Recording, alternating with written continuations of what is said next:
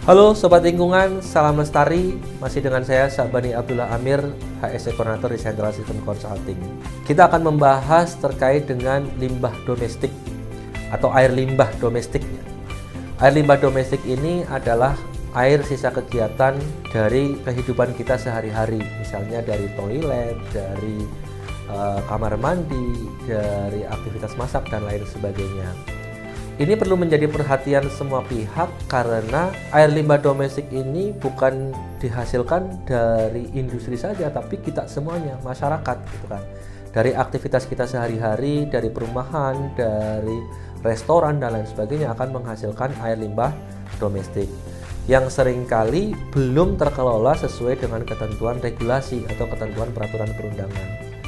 Sebetulnya di Indonesia ada Peraturan Menteri Lingkungan Hidup Nomor 68 Tahun 2016 tentang baku mutu air limbah domestik, di mana air limbah domestik yang dikeluarkan oleh kita harus memenuhi baku mutu. Tapi pertanyaannya, apakah regulasi itu sudah dipahami oleh semua masyarakat? Apakah regulasi itu sudah dipahami oleh semua pelaku usaha yang menghasilkan air limbah domestik? Nah, itu yang perlu menjadi pertimbangan kebijakan oleh pemerintah. Terkait dengan air limbah domestik ini, yang perlu menjadi perhatian itu sebetulnya dari masyarakat gitu. Kalau kita bicara dari kegiatan usaha, kan mereka punya kewajiban untuk membuat IPAL atau instalasi pengolahan air limbah domestik.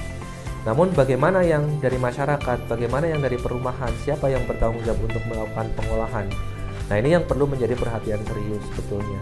Karena ya disadari atau tidak, air limbah domestik dari masyarakat itu jumlahnya cukup besar. Itu yang seringkali membuat daya dukung dan daya tampung di sungai itu menjadi tidak sesuai. Sebetulnya pemerintah itu, per daerah itu biasanya mereka memiliki saluran air limbah kota, yaitu di mana air limbah yang dihasilkan dari masyarakat bisa dialirkan ke air limbah kota. Namun apakah air limbah kota ini sudah bisa menampung semua air limbah dari masyarakat? Nah, itu yang menjadi pertanyaan, karena bisa jadi tidak semuanya. Nah, ini semua perlu menjadi perhatian serius oleh masyarakat dan pemerintah, karena air limbah domestik ini juga bisa jadi berpengaruh terhadap air bersih yang kita konsumsi. Misalnya lokasi septic tank kita atau pembuangan air limbah kita berdekatan dengan sumur kita yang digunakan untuk kehidupan kita sehari-hari. Itu bisa jadi ada potensi pencemaran dari air limbah domestik tersebut. Ini yang perlu menjadi perhatian kita semuanya. Terkait dengan air limbah domestik ini, meskipun tidak terlalu besar pencemarannya, tapi perlu menjadi perhatian serius, karena bisa jadi sebetulnya sungai yang tidak memadai baku mutunya bisa jadi faktornya karena dari air limbah domestik. Air limbah domestik ini meskipun secara zat pencemarnya tidak terlalu besar, tidak seperti air limbah industri, namun juga perlu mendapatkan perhatian serius dari masyarakat dan pemerintah.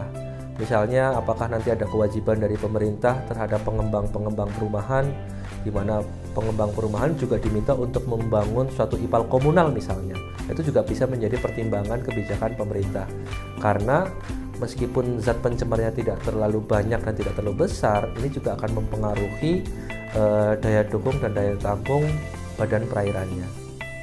Salam lingkungan.